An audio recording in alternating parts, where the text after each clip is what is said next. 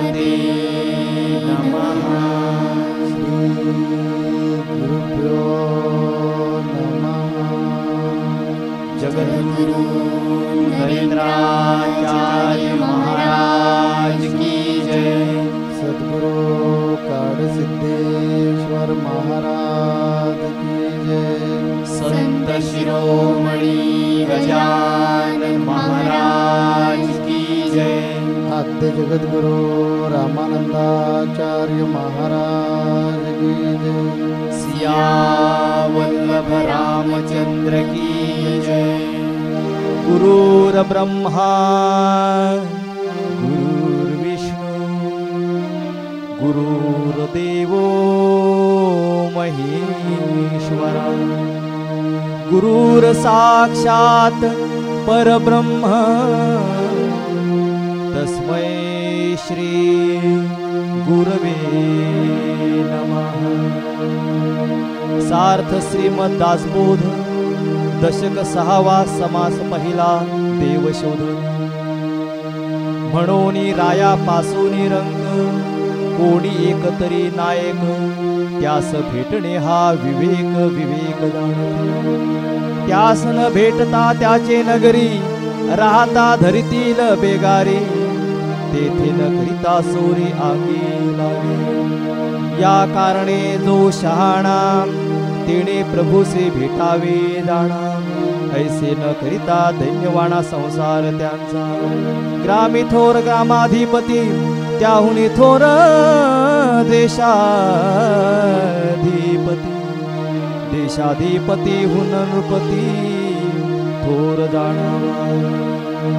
म्हणून देव ओळखावा जन्म सार्थकची करावा। न कळे तरी सत्संग धरावा म्हणजे कळे। जो जाणेल भगवंत तया नाव बोलिजे संत। जो शाश्वत आणि अशाश्वत निवाडा। पुंडलिक वरदे हरी विठ्ठल श्री ज्ञानदेव तुकाराम पंढरीनाथ महाराज की जय।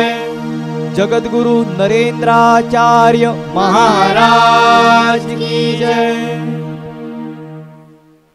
जगद्गुरु श्रींच्या दिव्य महन्मंगल पावन चरण कमलाला वंदन करून त्याचप्रमाणे येथे संत संघात उपस्थित असलेल्या सर्व भाविक भक्तांना श्री गुरुदेव। गेल्या आठवड्यामध्ये आपण देवशोधन पाहिलेलंच आहे। दशक 6वा समास पहिला आणि त्यामध्ये अनुग्रह हा विषय आपला चाललेला होता। अनुग्रह म्हणजे काय, अनुग्रह घेण्याविषयी तर आपल्याला नामदेव महाराज सगळ्यांनाच माहीत आहेत। नामदेव जनाबाई आपल्या एका अभंगात सांगतायत, जनी म्हणे नामा रंगू दे अभंग कीर्तनात नाचे माझा सखा पांडुरंग। ज्यावेळेस नामदेव महाराज कीर्तन करायचे त्यास विठ्ठल येऊन स्वतः नामदेव महाराजांचा घाम पुसायचे। नामदेव महाराजांच्या हातचा नैवेद्य प्राशन करत होते। त्यावेळेस नामदेव महाराजांना सुद्धा असा अहंकार झाला, त्यांना वाटलं की जो विठ्ठल माझ्यावर चालतोय बोलतोय माझ्या हातचा नैवेद्य प्राशन करतोय असं असताना माझ्या जीवनात सद्गुरूंची आवश्यकताच काय आहे। सावळे परब्रह्म असता माझ्या घरी कशाला जाऊ मी वनांतरी असं त्यांना वाटलं। आणि त्यावेळेस नामदेव महाराजांना स्वतः विठ्ठलाने सांगितलं की तो औंढ्या नागनाथ तिथं जाऊन विसोबा खेचर यांच्याकडनं अनुग्रह घे। आणि ज्यावेळेस नामदेव महाराज औंढ्या नागनाथला जाऊन पोचले गेल्यानंतर त्यांना असं चित्र दिसलं की विसोबा खेचर हे पिंडीवर पाय देऊन झोपलेले होते आणि त्यांना वाटलं ह्यांना कसं गुरु करायचं। ते स्वतःच पिंडीवर शंकराच्या पिंडीवर पाय देऊन झोपलेत आणि असे गुरु कसे करायचे, कारण सद्गुरू हे नेहमी आपली परीक्षा बघत असतात। आणि त्यावेळेस विसोबा खेचर म्हणाले, बाबा मी थकलोय, माझे चरण तूच उचल। आणि त्यावेळेस नामदेव महाराजांनी आपल्या सद्गुरूंचे चरण उचलले। जिथं जिथं ते चरण ठेवले प्रत्येक ठिकाणी ती पिंड जिथं चरण ठेवल तिथे त्यांना पिंड दिसली। आणि त्यावेळेस नामदेव महाराजांना सुद्धा विसोबा खेचरांचा अधिकार कळालेला आहे। ज्यावेळेस माऊली म्हणतात ज्यावेळेस आपण भक्त असतो त्यावेळेस सद्गुरूने आपला हात पकडलेला असतो, त्यावेळेस ते केव्हाही सोडून देतात। पण ज्यावेळेस आपण अनुग्रह घेतो आपण सद्गुरूंचा हात पकडलेला असतो, ज्यावेळेस भक्त असतो त्यावेळेस आपण गुरु कधी सोडून देत नाही, नाहीतर भक्तगणांचा गैरसमज होईल। ज्यावेळेस भक्त म्हणजे त्यांनी गुरूंचा स्वतः हात पकडलेला असतो. त्यामुळे भक्ताच्या मनात ज्यावेळी येतं त्यावेळी तो हात सोडून देऊ शकतो. परंतु शिष्याचं तसं नसतं. शिष्याचा हात गुरूंनी पकडलेला असतो आणि त्यामुळे शिष्याला कधीही जायची इच्छा आली तसे गुरु सोडत नाहीत. योग्य ठिकाणी नेऊन सुखरूप ठिकाणी नेऊन गुरु सोडणार आहेत. ज्यावेळेस आपण अनुग्रह घेतो त्यावेळेस मात्र सद्गुरूंनी आपले हात पकडलेला असतो. आणि एकदा सद्गुरूने आपल्याला आपला अंगीकार केला, आपला स्वीकार केला, सद्गुरूने आपल्याला आपलं म्हणलं की सद्गुरू कधीही त्या शिष्याला वाम मार्गाला जाऊन देत नाहीत. चारित्र्य संपन्न शिष्य सद्गुरू तयार करत असतात, निष्ठावान शिष्य तयार करत असतात. आणि ज्यावेळेस मग आपण अनुग्रह घेतो त्यावेळेस सद्गुरू काय करतात तर एक उदाहरण देते. ज्यावेळेस अनुग्रह घेतो त्यावेळेस सद्गुरूसुद्धा आपल्यामध्ये एक सूक्ष्म शक्ती सोडत असतात. ज्याप्रमाणे एखादा शेतकरी शेतात धान्य पेरतो, अनोळखी माणसाला माहीत नसतं की ह्या शेतात धान्य पेरले, पण ज्यावेळेस त्या शेताची मशागत केली जाते, म्हणजे खत पाणी घातलं जातं आणि बीजातून अंकुर ज्यावेळेस बाहेर येतं त्यावेळेस अनोळखी व्यक्तीला काय वाटतं की ह्या शेताची मशागत केलेली आहे. त्याप्रमाणे ज्यावेळेस सद्गुरू आपल्याला अनुग्रह देतात त्यावेळेस आपल्याला पण माहीत नसतं की आपल्याला नेमकं काय दिले. पण ज्यावेळेस आपण साधना करतो, भजन पूजन कीर्तन 10 मिनटं भक्ती गुरु आज्ञेचं तंतोतंत पालन करतो त्यावेळेस सद्गुरूने जो अनुग्रह दिलेला आहे, जो आपल्याला बीज मंत्र दिलेला आहे तो फलद्रूप होतो. आणि चराचर व्याप्त चैतन्य एकच आहे, देव एकच आहे याचं यथार्थ ज्ञान सद्गुरू त्या शिष्याला करून देत असतात. आणि म्हणून आपण अनुग्रह घेणं अतिशय गरजेचं आहे. अनुग्रह घेणं म्हणजे काय, ज्यावेळेस आपण अनुग्रह घेतो तर त्यावेळेस ज्ञानेश्वर माऊलींनी सांगितले अनुग्रह घेतल्यानंतर आपली अवस्था कशी होते. अनुग्रह घेतल्यावर काय होतं नेमकं तर ज्ञानदेव म्हणे मी चाडे, सद्गुरूंनी केले कोडे, माता ठेवला ते पुढे बीजच वाहिले. ज्ञानेश्वर माऊली म्हणतायत की ज्यावेळेस सद्गुरू अनुग्रह देतात, चाडे म्हणजे आपल्या सगळ्यांना माहीत असेल की ज्यावेळेस शेतामध्ये धान्य पेरलं जातं त्यावेळेस चाड्यावर मूठ अशी ठेवली जाते. आणि धान्य जे बीज जर चांगल्या प्रतीचं असेल तर पीक चांगल्या प्रतीचं येतं. त्याप्रमाणे सद्गुरू पण म्हणतायत की तुम्ही सगळे जे बसलेले आहात तुमच्या प्रत्येकाच्या मस्तकावर वरदहस्त ठेवलं आहे आणि त्यामध्ये काय बीज पेरलं आहे तर चराचर व्याप्त चैतन्य एकच आहे ह्याचं अनुभवसिद्ध ज्ञान अनुग्रह घेतल्यानंतर सद्गुरू आपल्या शिष्याला देत असतात. त्या ईश्वराची ओळख करून सद्गुरू आपल्याला देत असतात. स्वामी विवेकानंद. अनुग्रह म्हणजे वसा. गुरु ज्या मार्गाने गेले त्या मार्गाने शिष्यानं जावं. कारण आपल्याला आपल्यातलं देवत्व शोधायचं असतं, आपल्याला सिद्ध व्हायचं असतं, आपल्याला आपला आत्मउद्धार करून घ्यायचा असतो, आपल्याला अपरोक्ष ज्ञान मिळवायचं असतं, आपल्याला त्या ज्ञानाची अनुभूती घ्यायची असते. आणि म्हणून गुरु काय करतात, आपला वसा देतात. आईकडून मुलगी वसा घेते तसं गुरुकडून शिष्य वसा घेतो. आता का घेतला पाहिजे तो ताईंनी सुंदर एका आपल्या दृष्टांतामध्ये सांगितलं की आवंढा नागनाथचे ज्या वेळेला गुरु नामदेव महाराजांना भेटले त्यावेळी नामदेव महाराजांतला अहंकार निघून गेला. कारण आपण गृहस्थी लोक, बद्ध लोक, मुमुक्षु लोक, साधक लोक पूर्ण अज्ञान गेलेलं नसतं आपल्यातलं. आणि त्यामुळे जे ज्ञान झालेलं असतं आणि अज्ञान असं जे अर्धवट ज्ञानामुळे आपण देवाला बाहेर शोधत असतो. नामदेव महाराजांची पण ती स्थिती होती की देव हा माझ्याबरोबर खेळतो, केवढं मोठं माझं सामर्थ्य आहे. पण विसोबाने दाखवून दिलं की बाबा देव चराचरात आहे, तू जिथे जिथे जाशील तिथे तिथे देव आहे आणि मीच स्वतः देवमय होऊन गेलो आहे. त्या निराभिमान जो आहे, तुझा अभिमान आहे तो काढून टाक. आणि म्हणून त्यांनी काय केलं की आपले पाय सोडून दिले होते आणि डोक्याखाली हात घेऊन झोपले होते. नामदेव महाराजांनी दृश्य पाहिल्यानंतर नामदेव महाराजांच्या तळ पायाच्या एक मस्तकाला जाते. हे गुरु, हे देवावर पाय ठेवणारे गुरु, अशा अविचारी माणसाकडून जर मी अनुग्रह घेतला तर माझा उद्धार काय होणार. आणि म्हणून ते रागानं तिरस्कारानं विसोबा खेत्रांना सांगतात, ओ महाशय जर खाली बघा. त्या विसोबा खेत्राने विचारलं, बाळ नामदेव काय झालंय, काय झालंय म्हणून विचारता. ओ पायाखाली पिंडी आहे, पिंडीवर पाय ठेवलेत. त्या विसोबा केसर म्हणतात, असं होय? अरे बाबा माझं वय झालं ना आता, ते असं करणार, माझे पाय जरा दुसरीकडे ठेव ना. नामदेव महाराजांना राग आलेला असतो. ते रागाच्या भरामध्ये त्या गुरूंचे पाय धरतात आणि टाकून देतात अक्षरशः.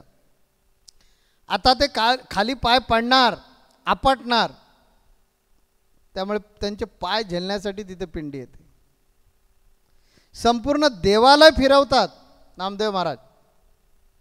जिथे जिथे पाय टाकतात तिथे तिथे ती पिंडी, भोलेनाथ, विसोबा क्षेत्रांचे पाय झेलण्यासाठी तत्पर राहतात. मग नामदेव महाराजांना कळतं की जगात पिशाच अंतरी शहाणा. हा असामान्य माणूस आहे, हा असामान्य पुरुष आहे. आणि मग ते नतमस्तक होतात. नतमस्तक झाल्यानंतर गुरु आपला कृपेचा वरद असतं त्यांच्या मस्तकावर ठेवतात, त्यांच्या कानामध्ये मंत्र सांगतात आणि त्यांना एक वसा देतात. कधीही अभिमान धरू नकोस. अहंकार हे आपलं नाशाचं मूळ आहे. आम्ही तेच सांगितलं सगळ्यांना. ज्यावेळी आमच्याकडे आपण अनुग्रह घेण्यासाठी येतो, का माझे जे साधक आहेत आमच्याकडे ज्यावेळी अनुग्रह घ्यायला येतात, ते आमचं पण पत्ते तेच आहे, स्वप्नात सुद्धा कुणाचं वाईट चिंतू नका. हे पसंत असेल तर दीक्षा घ्या, हे पसंत नसेल तर गुरु करून काही उपयोग होणार नाही. जर तुमच्या जन्माचं साध्य तुम्हाला साधायचं असेल तर स्वप्नात सुद्धा कुणाचं वाईट चिंता कामा नये, कुणाला कधी फसवता कामा नये, कधी कुणाला लुबाडता कामा नये, कधी कुणाला छळता कामा नये, कधी कुणाचा दुस्वास करता कामा नये, बाहेरख्याली वागता कामा नये. परस्त्री माते समान समजली पाहिजे. परपुरुषाचा संघ हा विषा समान समजला पाहिजे. कुठल्याही प्रकारचं दुर्व्यसन करता कामा नये. आणि संस्कृती ही आपली आहे असं समजून त्यातलं ज्ञान विज्ञान समजून घेतलं पाहिजे. हे पसंत असेल तर माझ्याकडून दीक्षा घ्या. दिसायला फार सोपं आहे, पण या सर्व गोष्टी जर आपण पाळल्या तर आम्हाला 100% खात्री आहे आपल्यामधलं देवत्व आपल्याला जरूर त्याची जाणीव होणार. आणि यासाठी आम्ही हा वसा देतो, गळ्यात माळ घालतो. लग्न झाल्यानंतर बाईच्या गळ्यामध्ये नवरा मंगळसूत्र बांधतो. तिला वारंवार त्याची आठवण होते, त्याचं गळ्यात बांधलेलं आहे, त्याचं ऐकलं पाहिजे. तो माझा स्वामी आहे, त्याच्या आज्ञेत राहिलं पाहिजे. तो माझा मालक आहे, त्यामुळे त्याला आवडतं तसं वागलं पाहिजे. अनुग्रह याच्यापेक्षा काही वेगळा नाही आहे. स्वामीचा अर्थच असा आहे मालक. त्या मालकाला काय आवडतं, माझ्या स्वामीला काय आवडतं, तसं वागण्याचा प्रयत्न शिष्यानं केला पाहिजे. असा प्रयत्न ज्यावेळी तो शिष्य करेल त्याला बोलतो वसा. आम्ही गुरूंचा वसा घेतला म्हणजे काय घेतली, दीक्षा घेतली. म्हणजे काय घेतलं, अनुग्रह घेतला. आणि असा अनुग्रह घेऊन जो शिष्य प्रामाणिकपणे त्याचं पालन करतो त्याच्या आणि त्याच्याच जन्माचं फक्त कल्याण होतं, त्यालाच देव दिसतो. आता कल्याणाचे अर्थ दोन आहेत, एक शाश्वत कल्याण आणि एक अशाश्वत कल्याण. दीक्षा घेतली आपण, काही यातली पथ्य नाही पाळली, कदाचित अशाश्वत कल्याण होईल सुद्धा आपलं. पण 100% आम्ही तुम्हाला सांगतो की हा वसा आपण घेतलेला पाळला नाही तर शाश्वत कल्याण कदापि शक्य नाही. कारण जी जी पथ्य आम्ही सांगितलेली आहेत ती फार अभ्यासपूर्ण सांगितलेले आहेत. आपण प्रापंचिक लोक आहोत, प्रपंचामध्ये आपण राहतो. प्रपंचात राहिल्यामुळे आपल्याला काम क्रोध मद मत्सर मोह माया खुणवणारच. ते आपल्याकडे खेचून घेण्याचा प्रयत्न करणारच. त्यांनी किती खेचलं आपल्याकडे तरीसुद्धा आपला त्याच्यामध्ये तोल जाता कामा नये. वारंवार आपल्यामधली जी विवेक बुद्धी जागृत व्हावी म्हणून दिलेला हा अभ्यासक्रम आहे, म्हणून दिलेला हा वसा आहे, म्हणून दिलेली ही दीक्षा आहे. काही लोक म्हणतात गळ्यात माळ घातले पण तमका तमका दारू पितो. माझा नाही दोष त्याच्यात, त्या विद्यार्थ्याचा दोष आहे. शिक्षक हा शिकवतच असतो, सगळ्यांना शिकवतो, अगदी पोट तिडकीनं शिकवतो. कुणी काय स्वीकारायचं ते त्या विद्यार्थ्यावर अवलंबून असतं. मी 3 महिन्यामध्ये साक्षात्कार घेतला गुरूंकडून मिळवून. माझ्याबरोबर त्या दिवशी अनेकांनी अनुग्रह घेतला, पण अजूनपर्यंत साक्षात्कार मिळूच शकला नाही. कथनी आणि करणी यामध्ये फरक असला की अध्यात्मामध्ये चालत नाही. प्रपंचात चालेल पण परमार्थात नाही चालणार. कारण परमार्थामध्ये जितके तुम्ही साफसुथरे होणार अंतःकरणापासून तितके तुम्ही परमेश्वराच्या जवळ जाणार. आणि म्हणून ही स्फटिकाची माळ आहे. ही स्फटिकाची गळ्यामध्ये माळ घालून आम्ही काय सांगत असतो, आम्हाला काय बोध द्यायचा आहे, हे आपलं मंगळसूत्रच आहे. सूत्र, मंगलसूत्र, मंगल आहे पण सूत्र आहे. सूत्र एकमेकात अडकलेलं असतं ना, म्हणून त्याला सूत्र बोलतात ना. आणि सूत्र आपण बरोबर लक्षात ठेवलं त्या सूत्रानं गणित सुटतं. म्हणून गणितामध्ये सूत्र शिकवली जातात. तसं आयुष्याचं सूत्र, आयुष्याचं कल्याण जर व्हायला पाहिजे असेल तर गुरुनी सूत्र दिले, स्वप्नात सुद्धा कुणाचं वाईट चिंतू नकोस. का तर तुझ्या कायम लक्षात राहिलं पाहिजे देव सर्वत्र आहे, देव संपूर्ण चराचरात आहे. देव नाही अशी कुठं जागाच नाही, हे त्यांना समजावून सांगायचं आहे. ही जी काही पथ्य सांगितलेले आहेत दिसायला वरून एकदम सोपी वाटतात, एकदम हलकी फुलकी वाटतात, पण त्यात अर्थ ओतप्रोत भरला आहे. रामदास स्वामींनी देवशोधन या समासामध्ये गुरुना शरण जा म्हणून का सांगितलं, ते यासाठीच सांगितलं जे कठीणाहून कठीण असतं ते एकदम सोप्यात सोपं करून सांगतो कोण, गुरु. म्हणून गुरुना शरण जा, म्हणून गुरूंच्या चरणाचा दास हो, तेव्हा तुझं कल्याण होणार आहे. तेव्हा आपण दीक्षा घेतली पाहिजे. जर आपल्याला उत्कंठा लागली असेल की या चराचरामध्ये जो आहे तो मला पाहायचा आहे, तो मला शोधायचा आहे, तर त्याला दुसरा कुठलाच उपाय नाही. तुम्ही पुस्तकी ज्ञान मिळवलं कदाचित पंडित होता होईल, विद्वान पंडित होऊ शकू आपण, पण आत्मसाक्षात्कार नाही होता ना. विद्वान पंडित आत्मसाक्षात्कारी असतोच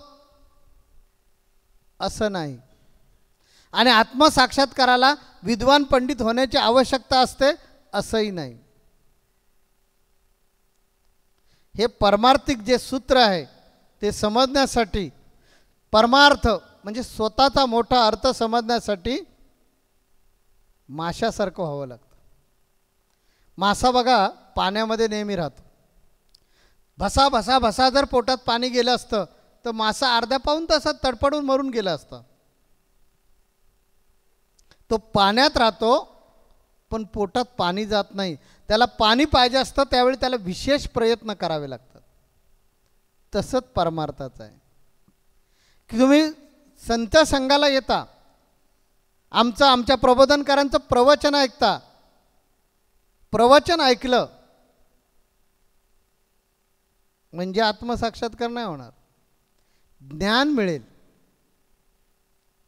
अध्यात्माबद्दलची माहिती मिळेल, परंतु स्वस्वरूपाचं जर ज्ञान पाहिजे असेल तर गुरुनी आपल्याला आपलं म्हटलं पाहिजे.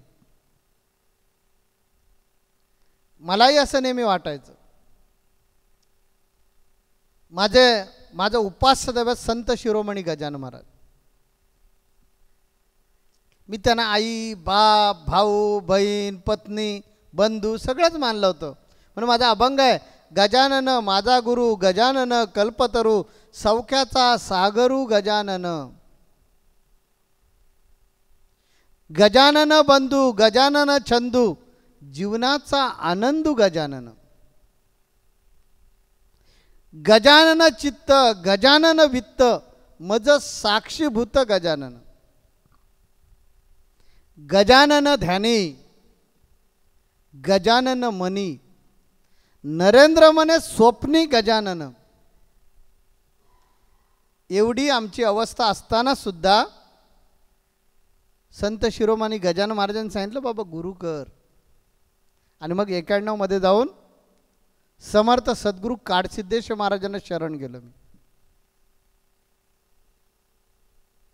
त्याने माझ्या कानामध्ये एक मंत्र सांगितला, जो मी माझ्या अभंगातून सांगितलाय. मागच्या सत्संगामध्ये तुम्ही तो ऐकलाय अभंग. सोहम मंत्र कानी सांगितला. आणि काय दिलं मला, ठाईची लावली अखंड समाधी, संपली उपाधी अविद्येची. सगळ्या ज्या उपाध्या, मान ठाण सगळं निघून गेलं.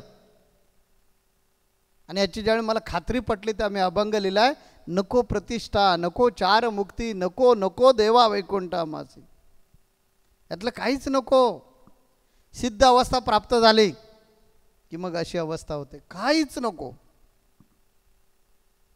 येता तरी सुखे या, जाता तरी सुखे जा, कोणावरी ना बोजा या जीवनाचा माझ्या. पण केव्हा, मी बालपणापासून गजानन महाराजांचा भक्त. माझ्या मातोश्रीमुळे मला गजानन महाराजांच्या भक्तीचा छंद लागला. पण पूर्णत्व माझी माय माऊली सद्गुरू काडसिद्धेश्वर माझ्या ज्यावेळी जीवनात आले त्यावेळी पूर्ण अवस्था प्राप्त झाली. कारण शास्त्रांनीच सांगितलंय, राम हा परब्रह्म, वशिष्ठा शरणम, कृष्ण सांदीपणे गुरु केला. अरे बाबा, राम प्रत्यक्ष देव होते, भगवान कृष्ण परब्रह्म होते, परंतु तरी सुद्धा गुरु करावे लागले. म्हणून आम्ही संत संघात येतो, स्वामींचं दररोज प्रवचन ऐकतो, आम्ही स्वामींना गुरु मानलंय. तुम्ही मानून नुसतं उपयोगाचं नाही आहे, दोघात करार व्हावा लागतो.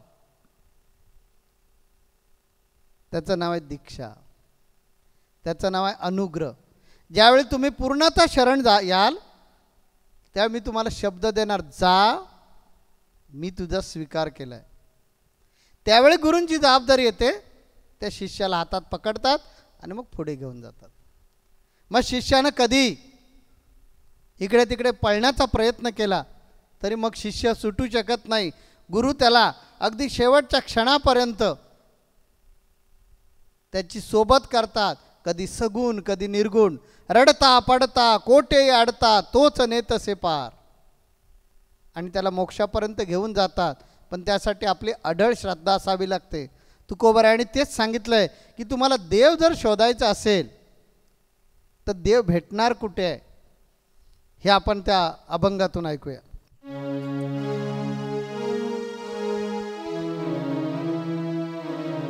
गुरु चरणी ठेविता भाव, गुरु चरणी ठेविता भाव, गुरु चरणी ठेविता भाव, गुरु चरणी ठेविता भाव.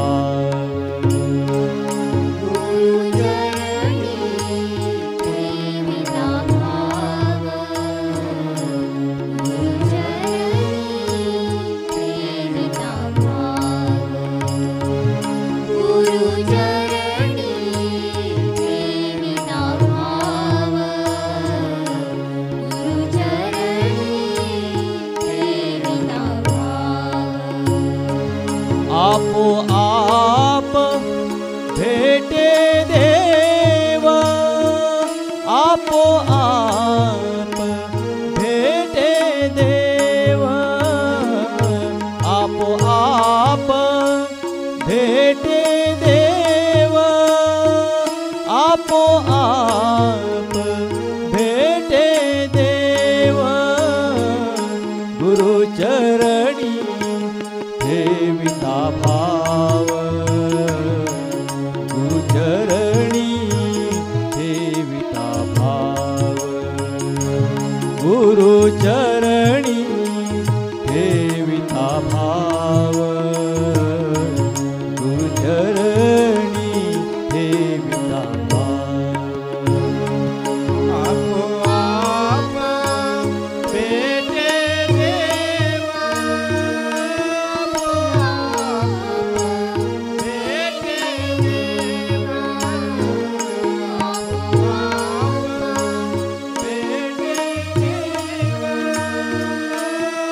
आपोआप भेटे देवा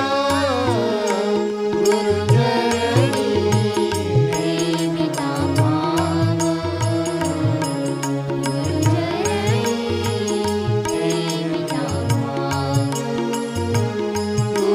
गुरुचरणी ठेविता भाव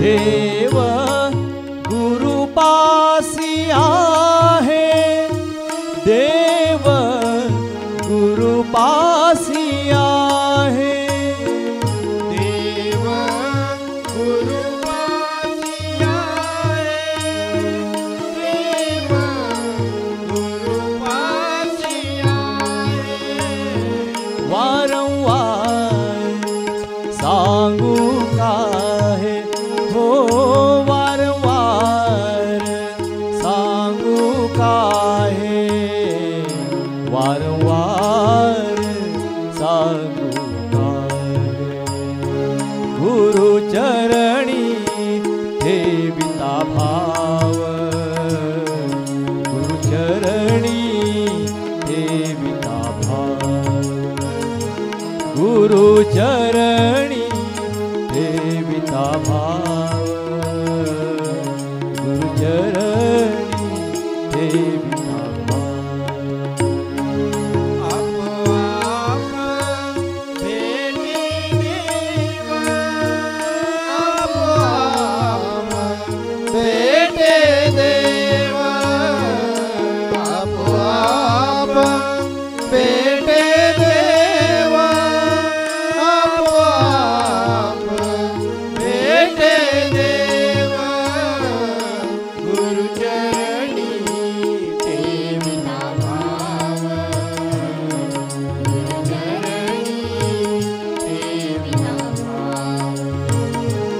गुरुचरणी ठेविता भाव गुरुचरणी ठेविता भाव तू का म्हणे गुरु भजनी देव भेटे जनीवनी